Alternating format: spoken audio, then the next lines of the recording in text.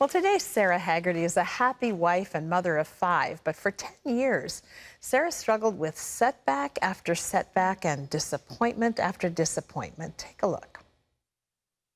When Sara and Nate Hagerty were married in 2001, they looked forward to starting a family. A few years later, Sara found out she couldn't have children.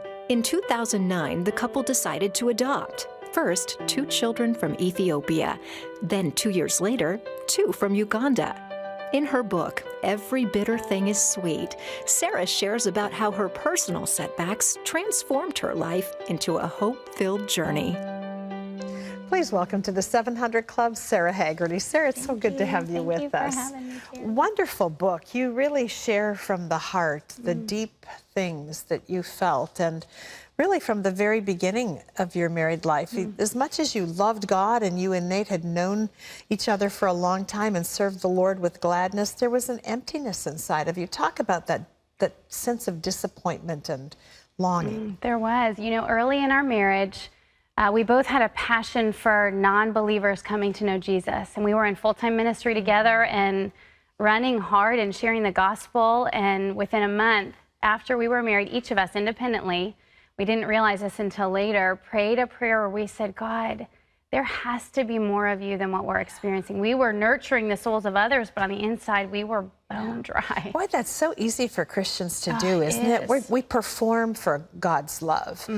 How did you come to the realization, and I guess that's what the whole book is about, but you went through crisis after crisis. You had financial crisis that you went through, I mean, that would have leveled a lot of people. How did you survive that? Well, what we began to see after we prayed that prayer and had to face some of these challenges, we began to see that pain really is an invitation and that pain is an opportunity. And that the verse where the title of my book is Every Bitter Thing is Sweet, and it's from Proverbs 27:7 that says, the satiated soul loathes the honeycomb, but to the hungry soul, every bitter thing is sweet.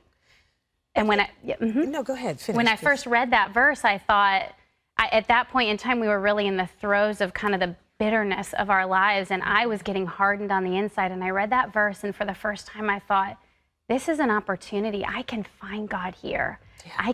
I can be hungry and find the sweetness of Him here. And yet you were doing so many things that I think most Christian people think are finding God, being with Him. I mean, you were doing your devotions. You were involved in outreach to others. You were studying the Word.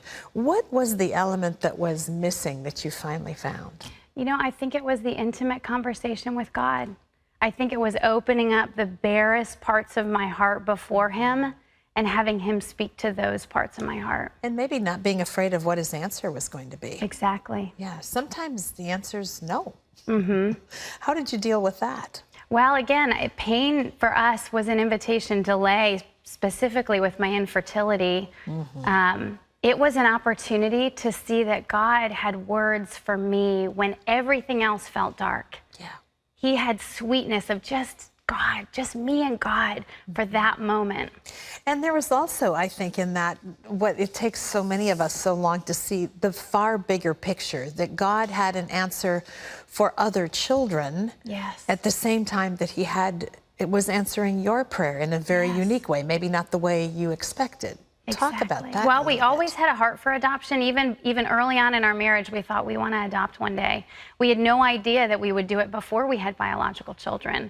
But at the same time that we were experiencing brokenness in our external lives, we had children who were living on the other side of the world, whose lives in some ways had been shattered. And God was saying, I'm going to marry these 2 stories, and I'm going to show redemption to both of you. Yeah. The miracle of it, I think, produces a wonder in you. And yet, the barrenness that you were experiencing at that time was a barrenness of the soul as well. Even after your children came from the other side of the world 2 times, yes.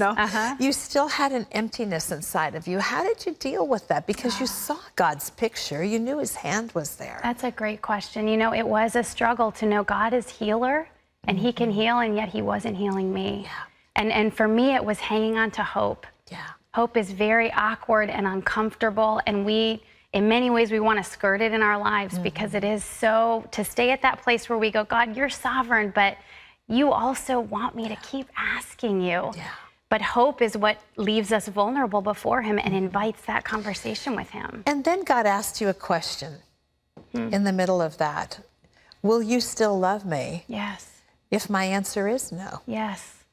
It was one of the most profound moments in my life. I was sitting in church and I saw before me the picture of the cross with the word family nailed to it. And I felt like God said to me, if you never have a family, will you love me? And it took me days to respond, but up from within my heart came this cry, oh, you're that good. I will still love you. Yeah. It's an amazing book, and I think it speaks to the need in every person's life. We all have areas of our lives that are bitter or unfulfilled, times when we question God and what his plan for us is. I really highly recommend this book. Sarah's book is called Every Bitter Thing is Sweet. It's an opportunity for growth. Don't miss it. This book is available wherever books are sold. Sarah, thank you. Thank you, Terry. Wonderful.